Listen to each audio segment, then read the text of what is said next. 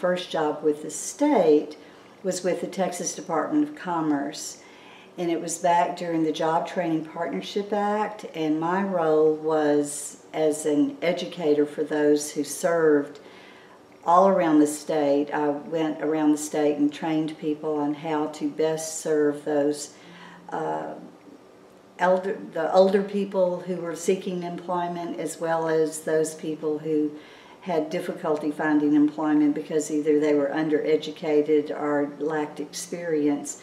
Primarily women who had difficulty having been married for many years and found themselves single, usually with a bunch of kids, and needed to have assistance in finding jobs. So that was my first role. My next role was with the Environmental Agency of Texas. I worked there throughout the merger, and probably a total of just shy of 10 years for the environmental agencies.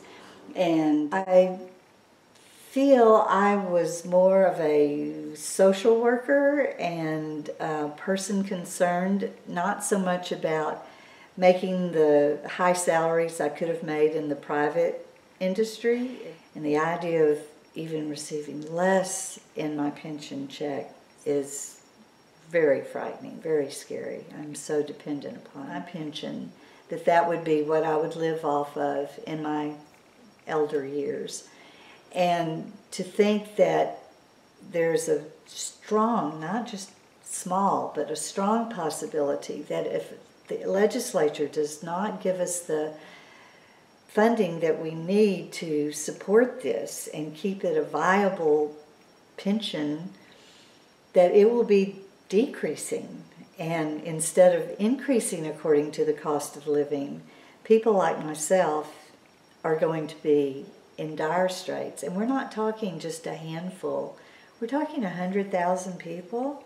It's going to be hard to turn it around if we reach that point where we can no longer be a sustainable entity, and the ERS is not able to sustain paying the pensions that all of us have invested in. It's not like this is a free ride for those of us who were once there. We've paid into this.